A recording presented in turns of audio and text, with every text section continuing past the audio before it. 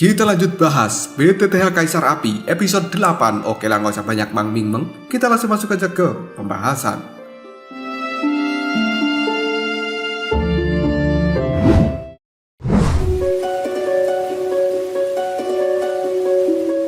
Dengan hancurnya tubuh dari raksasa iblis, secara otomatis pria berjubah hitam sekarang juga telah tewas. Dan Soyen telah menemukan sebuah formasi yang sangat besar berwarna hitam. Kini telah muncul di atas tanah, yang di dalam formasi tersebut ada banyak tubuh jiwa. Melihat ribuan tubuh jiwa telah terikat oleh rantai hitam, membuat Soyen menjadi cukup marah. Bagaimanapun juga, metode yang digunakan oleh ras iblis ini benar-benar mirip dengan aulat jiwa saat itu. Mereka telah sepenuhnya mengambil keuntungan dari jiwa-jiwa orang kuat yang telah ditangkap.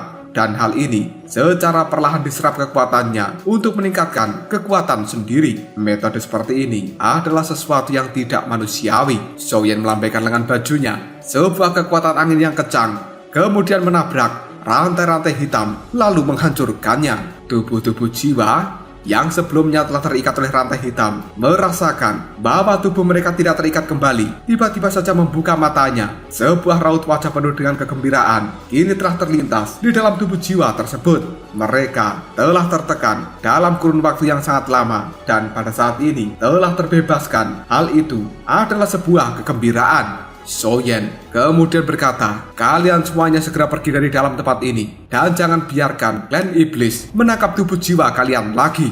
Banyak tubuh jiwa pada akhirnya melesat ke arah langit. Mereka berlutut ke arah Soyen dengan tatapan mata penuh rasa terima kasih. Soyen mengetahui bahwa sebenarnya tubuh-tubuh jiwa ini merupakan orang yang kuat ketika mereka masih hidup. Hal tersebut membuat Soyen menangkupkan dua tangannya, memberikan rasa hormat yang tinggi sambil berkata, "Senior, duniaku saat itu juga bertentangan dengan klan yang jahat dan aku harap Senior bisa memberikan bantuan padaku karena aku akan melakukan yang terbaik untuk melindungi tempat diriku berada saat ini." Para tubuh jiwa yang sudah dibebaskan itu bisa merasakan tekad yang luar biasa dari seorang Soyen untuk melindungi dunia saat ini. Mereka hanya menganggukkan kepalanya dan kemudian para tubuh jiwa ini semuanya berubah menjadi kekuatan murni yang langsung berkumpul menjadi bola cahaya dan melayang di atas kepala Soyen. Melihat hal tersebut, Soyen hanya mengenyitkan dahinya dan dia bisa merasakan sebuah fluktuasi dari kekuatan jiwa yang sangat murni. Soyen kemudian berkata,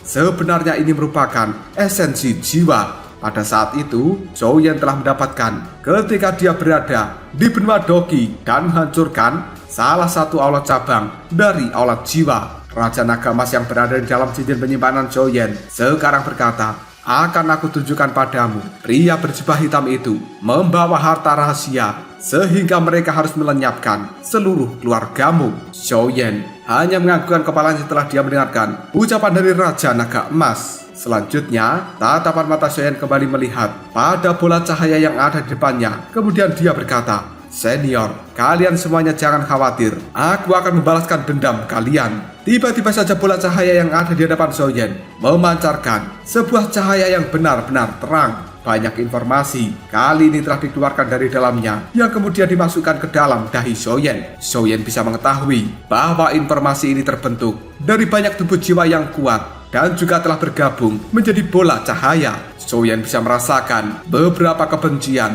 dendam, sakit hati, kemarahan dari dalam informasi yang telah dia dapatkan. Dan sebenarnya hal itu cukup sulit untuk dimurnikan. Namun kata-kata Soyen barusan yang ingin membalaskan dendam dari para tubuh jiwa ini terhadap klan iblis telah menghilangkan emosi negatif dari bola cahaya yang ada di hadapannya. Bola cahaya itu tiba-tiba saja mengeluarkan suara, "Kita semuanya akan berterima kasih padamu. Sekarang ambillah posisi duduk bersila dan seraplah kekuatan jiwa kita semuanya. Seberapa jauh kau bisa meningkatkan kekuatan jiwamu, itu semuanya tergantung pada dirimu sendiri." Soyen setelah mendengarkan hal tersebut menangkupkan dua tangannya sambil berkata, "Terima kasih banyak, senior." Tanpa basa-basi lagi, Soyen mengambil posisi duduk bersila dan dia ingin mencoba menyerap kekuatan dari bola cahaya yang berada di hadapannya. Tangan dari Soyen menyentuh bola cahaya tersebut yang kemudian langsung memancarkan sebuah kilau yang luar biasa, membuat rerumputan yang berada di sekitar tubuh Xiaoyan sekarang telah tumbuh dengan subur dan warnanya bahkan menjadi hijau.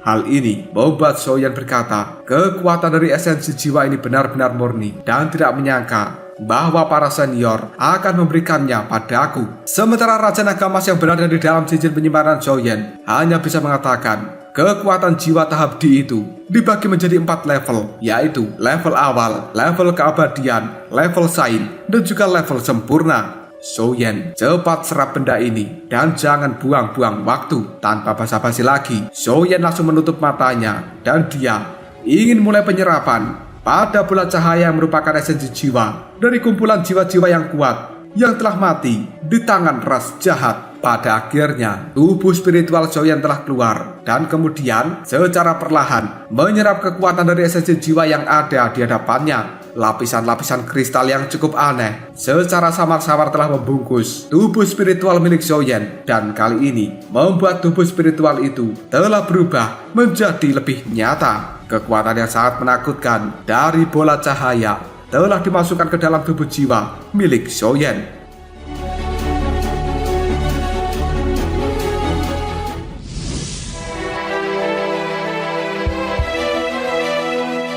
Semakin lama, aura dari dalam tubuh jiwa Xiaoyan itu menjadi semakin mengerikan. Setelah beberapa saat melakukan penyerapan, sekarang bola cahaya itu telah menghilang. Tubuh jiwa Xiaoyan kembali masuk ke dalam tubuh fisiknya, dan kemudian Xiaoyan secara perlahan membuka matanya sambil mengatakan, apakah sebenarnya aku telah berhasil melakukan penyerapan? Meskipun Xiaoyan telah menyerap seluruh bola cahaya, namun sebenarnya hal itu belum bergabung sempurna dengan kekuatan jiwa Xiaoyan. Raja Naga Emas kali ini mengatakan, Xiaoyan, meskipun kau telah menyerap seluruh esensi jiwa itu ke dalam tubuhmu, namun sebenarnya kau masih membutuhkan waktu yang cukup banyak untuk sepenuhnya memurnikan dan juga menggabungkan esensi jiwa ini dengan kekuatan jiwamu. Setelah sampai di rumah dari keluarga Yue, kau harus menemukan tempat yang aman untuk menyempurnakan hal itu. Jika tidak, maka kekuatan jiwamu kemungkinan akan rusak parah. Xiaoyan hanya menganggukkan kepalanya setelah mendengarkan ucapan dari Raja Naga Emas. Kemudian dia mengatakan, benar, sepertinya aku harus segera pergi menuju rumah dari keluarga Yue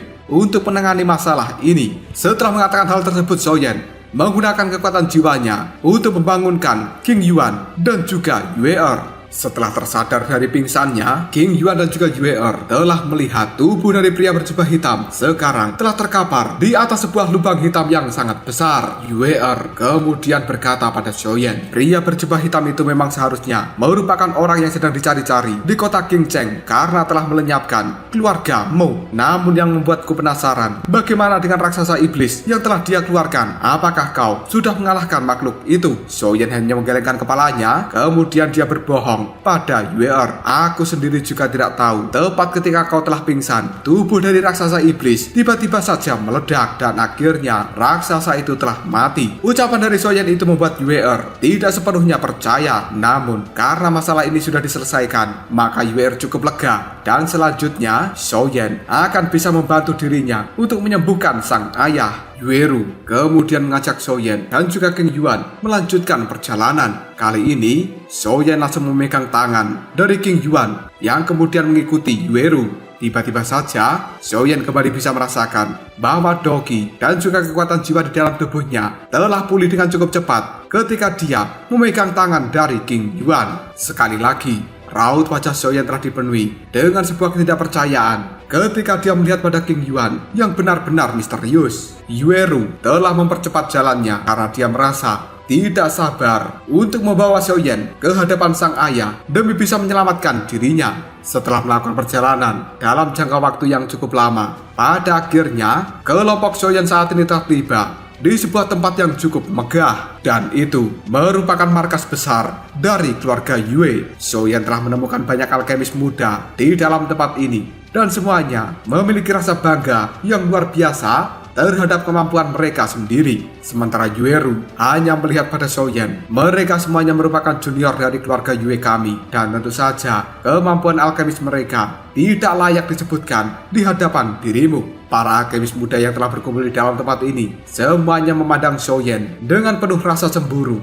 karena dia berjalan berdampingan dengan Yueru. Bagaimanapun juga, di dalam keluarga Yue ini, Yueru adalah seseorang yang sangat dihargai karena dia merupakan nona muda dari keluarga Yue. Selanjutnya Yueru kembali berkata, "Xiaoyan, ikutlah denganku." Tiba-tiba ada seorang pelayan cantik yang sekarang telah berlari menuju ke arah Yueru kemudian berteriak, "Nona muda, sebenarnya kau telah kembali." Yueru kemudian berkata pada pelayan cantik itu untuk membawa King Yuan ke dalam kamarnya supaya dia bisa beristirahat. Sementara Yueru akan cara pribadi membawa Xiaoyan menuju pada tempat ayahnya. Pelayan itu hanya menganggukkan kepalanya dan kemudian mengajak King Yuan untuk berpisah dari Xiaoyan dan juga Yueru. Sementara Xiaoyi tampaknya tidak ingin berpisah dengan King Yuan. Namun setelah Xiaoyan memberikan kode, akhirnya Xiaoyi kembali melesat masuk ke dalam tubuh Xiaoyan. Selanjutnya Yueru dan juga Xiaoyan telah sampai di sebuah tempat yang benar-benar megah dan juga bagian terdalam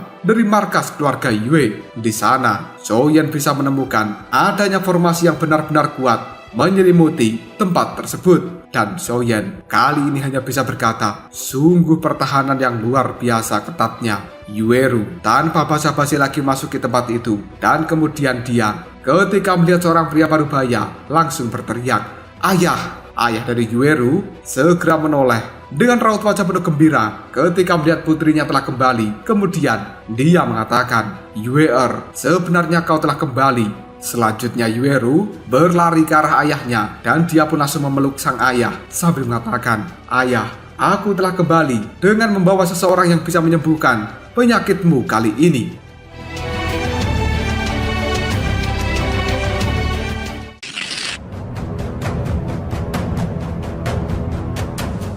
Ayah dari Yueru hanya bisa menjawabnya, "Dasar kau, gadis yang keras kepala. Sakitku ini sudah tidak sembuh dalam kurun waktu yang sangat lama. Jadi kau tidak perlu bekerja keras sampai sejauh ini." Tatapan mata dari ayah Yueru kemudian melihat pada Xiaoyan, yang kemudian dia mengatakan, "Saudara muda, perkenalkan, aku adalah Yueyu. Karena kau telah datang ke rumah dari keluarga Yue milikku, tolong tunjukkan padaku kemampuan apa yang kau miliki untuk bisa menyembuhkan penyakitku." Xiaoyan hanya memandangi ayah dari Yueru dan kemudian dia berkata dalam hati, seorang Dodi bintang 5 benar-benar layak menjadi pimpinan dari keluarga Yue. Langkah kaki dari Xiaoyan kemudian maju dan berdiri di hadapan dari Yueyu. Selanjutnya Xiaoyan memanggil Xiaoyi yang kali ini langsung keluar dan muncul di pundak dari Xiaoyan. Hanya dalam waktu yang cukup singkat, seluruh ruangan ini telah berubah menjadi sangat panas dengan kemunculan Xiaoyi. Raut wajah dari Yueyu juga dipenuhi dengan keterkejutan dan tanpa sadar dia berteriak, sebenarnya itu merupakan roh api. Beberapa saat dipenuhi dengan keterkejutan, Yueyu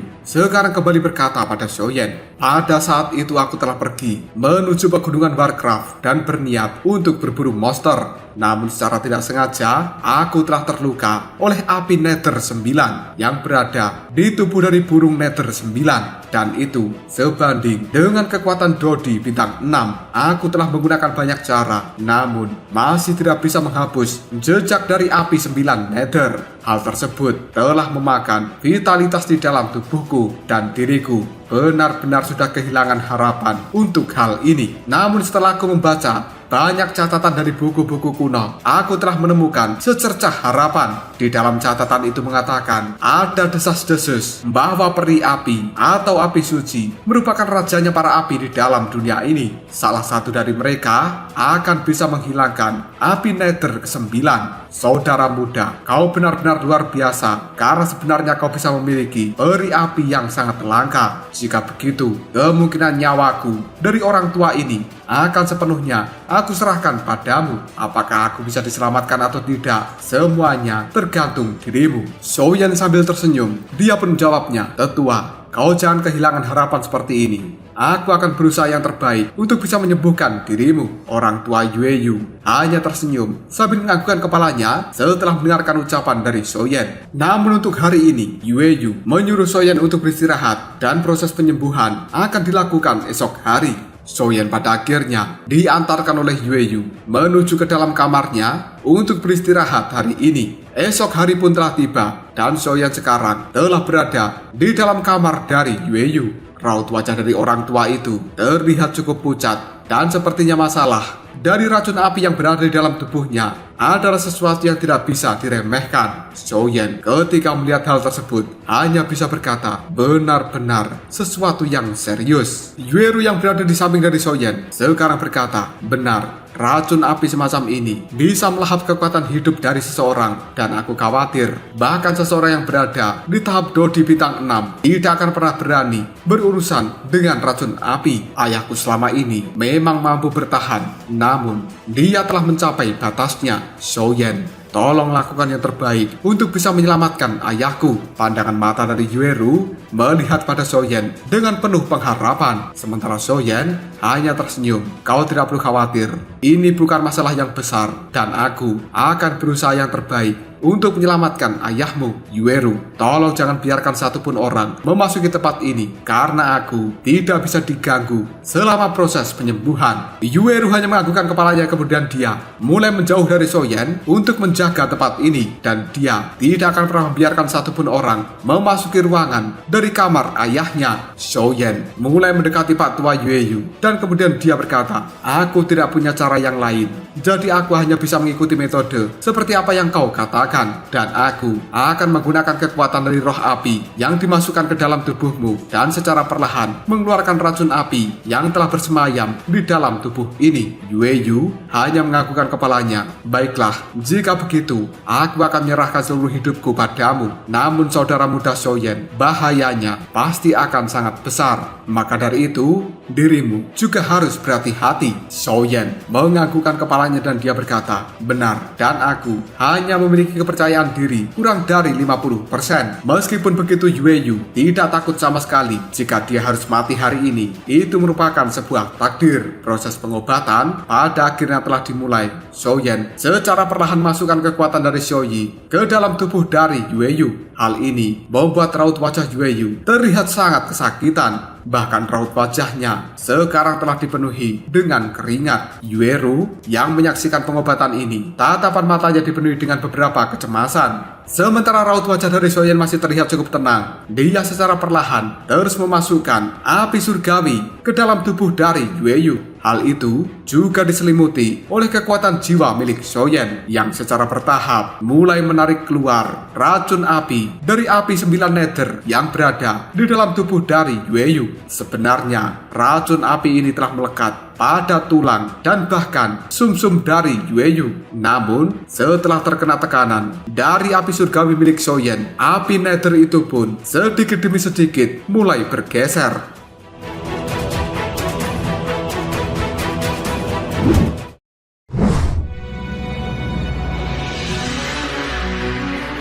Gumpalan kabut-kabut yang berwarna hitam sekarang telah mulai keluar dari dalam tubuh Yueyu. Karena itu merupakan racun api yang telah memasuki tubuhnya. Dan pada saat yang sama, ada beberapa racun api berwarna hitam telah dikumpulkan dalam satu tempat di dalam tubuh dari Yueyu. Pengobatan ini dilakukan untuk waktu yang cukup lama sebelum pada akhirnya tulang di dalam tubuh dari Yueyu yang awalnya berwarna hitam akibat terbungkus oleh racun api sekarang telah berubah menjadi warna normal, yaitu warna putih. Raut wajah pucat dari seorang Yueyu sekarang juga telah menghilang dan dia dipenuhi dengan kebugaran. Xiaoyan kembali menarik api surgawi yang berwarna putih ke dalam tubuhnya. Sementara Yueyu sekarang dia tersenyum sambil mengatakan, sungguh menyegarkan. Sudah lama sekali aku tidak merasakan kebugaran seperti ini. Junior Xiaoyan, kau benar-benar luar biasa. Peri api yang kau miliki sangatlah kuat. Sementara Xiaoyan saat ini raut wajahnya dipenuhi dengan keringat. Bagaimanapun juga, mengendalikan kekuatan dari api surgawi adalah sesuatu yang membutuhkan kekuatan jiwa yang besar. Xiaoyan kemudian berkata pada Yueyu, jangan senang dulu, pengobatanmu belum selesai. Kali ini kau harus berfokus dan juga menjaga nafasmu. Aku telah mengumpulkan racun api dari api 9 nether pada satu tempat dan masih ada satu langkah terakhir yang harus kulakukan, yaitu mengeluarkan seluruh racun api ini dari dalam tubuhmu. Jika hal itu benar-benar bisa dilakukan, maka kau sudah dinyatakan sembuh. Yueyu hanya menganggukkan kepalanya dan detik berikutnya Xiaoyan kembali menggunakan kekuatan jiwanya untuk mendorong keluar api hitam yang telah dia kumpulkan di satu titik di dalam tubuh Yueyu. Rasa sakit yang luar biasa telah muncul dalam raut wajah dari Yueyu. Seolah-olah dirinya sudah tidak mampu bertahan. Namun ini merupakan langkah terakhir. Jika Yueyu gagal menahan rasa sakitnya, maka selamanya racun api itu tidak akan pernah bisa dikeluarkan dari dalam tubuhnya. Tiba-tiba saja Yueyu memuntahkan darah berwarna hitam, dan itu langsung memancarkan suhu yang benar-benar panas. Pada akhirnya Yueyu mengetahui bahwa sebenarnya seluruh racun api yang telah berada di dalam tubuhnya sekarang telah berhasil dikeluarkan. Dan Shoyen sekarang berkata pada Yueyu, api 9 neter di dalam tubuhmu telah berhasil aku hilangkan, dan seharusnya kau akan bisa memulihkan kekuatanmu setelah beberapa hari pelatihan. Melihat bahwa ayahnya telah berhasil disembuhkan oleh Shoyen, Yueru tiba-tiba saja berlari dan memeluk sang ayah. Hal ini dilakukan oleh Yueru sambil mengatakan, ayah, sudah kubilang bahwa kau akan baik-baik saja dan tidak ada yang akan terjadi pada dirimu. Yueyu sambil melihat pada Yueru, dirinya tersenyum dan juga menjawabnya, anak gadisku, kau benar-benar luar biasa, dan sekarang ayahmu memang telah sembuh. Terima kasih banyak atas pengorbananmu selama ini.